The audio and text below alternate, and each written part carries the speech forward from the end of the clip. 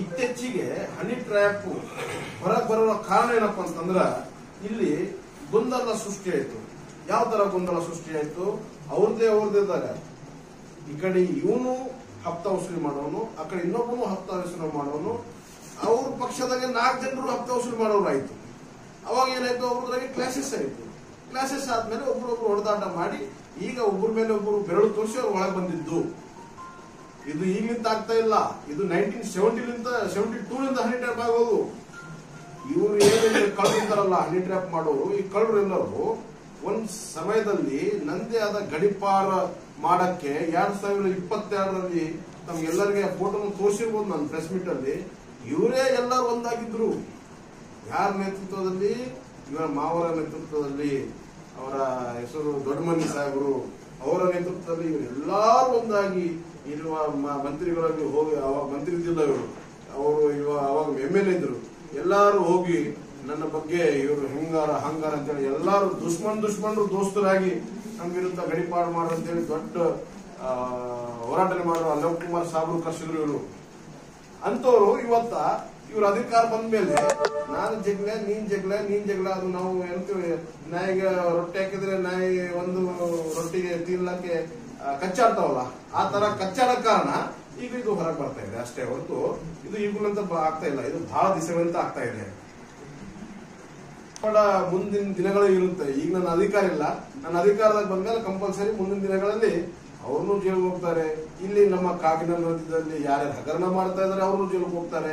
ಇಲ್ಲಿ ಎಲ್ಲ RDPRದಾಗ ಯಾರ್ಯಾರು ಹಗರಣ ಮಾಡ್ತಾರೆ ಅವ್ರನ್ನೂ ಜೈಲಿಗೆ ಹೋಗ್ತಾರೆ.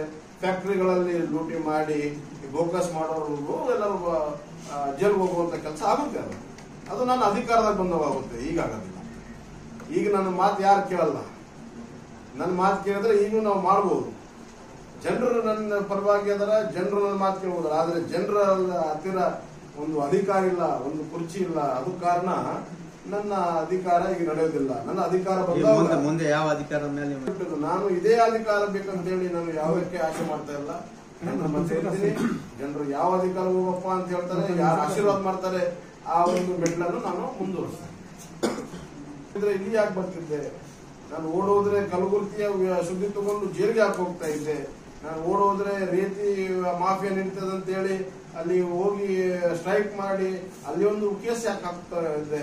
ನಾನು ಓಡೋದ್ರೆ ಇವ್ರ ಮೇಲೆ ಎಲ್ಲರ ಮೇಲೆ ಲೋಕಾಯುಕ್ತ ಕೇಸ್ ಹಾಕ್ತಾ ಇದ್ದೆ. ನಾನು ಪದೇ ಭತ್ತ ಕ್ಷೇತ್ರದಲ್ಲಿ ಜನರ ಸಂಘಟನೆ ಯಾಕೆ ಇರ್ತಿದ್ದೆ? ಇಲ್ಲಿ ಬಂದು ಪ್ರೆಸ್ ಮೀಟ್ ಯಾಕೆ ಮಾಡ್ತಾ ಇದ್ದೆ? ನಾನು ಹೇಳ್ತಾ ಇರೋದು ಇವ್ರು ಈಗಂತೂ ಮಾಡ್ತಾ ಇಲ್ಲ. ಬಹಳಷ್ಟು ದಿಶೆಗಳಿಂದ ಬರ್ತಾ ಇದೆ. ಆದ್ರೆ ಒಂದೇ ರೊಟ್ಟಿಗೆ 4 ನಾಯಿ ಕಚ್ಚಾಡುವಾಗ ಒಂದು ನಾಯಿ ಜಗಳ ಆದವಾಗ ಅವ್ರದೇ ಜಗಳ ಆಗಿ ಒಳಗೋಗಿದ್ದು. ಅವ್ರ ವಿರುದ್ಧ ನಾನು ಈಗೆಲ್ಲ ಮೊದಲಿನಿಂದ ಧ್ವನಿ ಎತ್ತುಂತ ಬರ್ತಾ ಇದ್ದೀನಿ. ಇವರು ಹಪ್ತ ವಸೂಲಿ ಮಾಡೋರು, ಇವರು ರೋಡ್ ಮೇಲೆ ರಾಬರಿ ಮಾಡೋರು, ಇವರು ಡಕಾಯಿಟ್ರು, ಇವ್ರ ಮೇಲೆ ನಿಗಾ ಇಡ್ರಿ, ಇವ್ರು ಕಳ್ರ ಅಂತ ಹೇಳ್ತಾ ಬರ್ತಾ ಇದ್ದೀನಿ ನಾನು. ಅವ್ರ ಮೇಲೆ ಬಂಟ ಯಾರ ಬಲವೇ ಈಗ ಸಚಿವರ ಬಲವೇ ಉಂಟ. ಈಗಲೂ ಇಡೀ ಕಲಬುರಗಿಯಲ್ಲಿ ನನ್ನ ಮೇಲೆ 3 ಕೇಸ್ ಆಗಿಬಿಟ್ಟ ಅವನು. ನಾನು ಎಲೆಕ್ಷನ್ ಆದ್ಮೇಲೆ ನನ್ನ ಮೇಲೆ 3 ಕೇಸ್ ಆಗಿಬಿಟ್ಟ. ಒಂದು ಮಾಡ್ಕೊಂಡು ಸ್ಟೇಷನ್ ಅಲ್ಲಿ ಆಗ್ಬಿಟ್ಟ, ಒಂದು ಯೂನಿವರ್ಸಿಟಿಯಲ್ಲಿ ಆಗ್ಬಿಟ್ಟ, ಒಂದು ಚೌಕಲ್ಲಿ ಆಗ್ಬಿಟ್ಟ. ಅವನು ಇಲ್ಲಿಯ ಮಿನಿಸ್ಟರ್ ಬಲಗೈ ಬಂಟ. ಅವನೇ ಎಲ್ಲ ಹಪ್ತ ವಸೂಲಿ ಮಾಡೋನು. ಯಾವಾಗ ಅವ ಹಪ್ತ ವಸೂಲಿ ಮಾಡ್ತಾನಂದ್ರೆ ಅಲ್ಲಿ ಇವ ಎಲೆಕ್ಷನ್ಗೆ ಹೋಗಿ ಹಪ್ತ ವಸೂಲಿ ಮಾಡಿದ್ರೆ ಅಲ್ಲಿ ಕ್ಲಾಸಸ್ ಆಯ್ತು.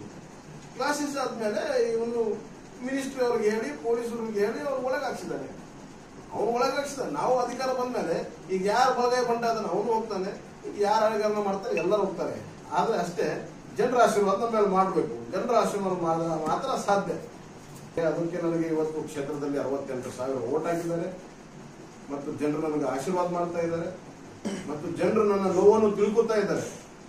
ಇವರು ಯಾವ ತರ ಹಗರಣ ಮಾಡ್ತಾ ಇದ್ದಾರೆ, ಯಾವ ತರ ಬಾಯಿ ಮುಚ್ಚುವಂತ ಕೆಲಸ ಮಾಡ್ತಾ ಇದ್ದಾರೆ, ಯಾವ ತರ ನಮ್ಮ ಒತ್ತ ಪ್ರಯತ್ನ ಮಾಡ್ತಾ ಇದ್ದಾರೆ ಇವತ್ತು ಎಲ್ಲ ಇಡೀ ನಮ್ಮ ಕ್ಷೇತ್ರದ ಜನರು ನೋಡ್ತಾ ಇದ್ದಾರೆ, ಇಡೀ ಕರ್ನಾಟಕದ ಜನರು ನೋಡ್ತಾ ಇದ್ದಾರೆ.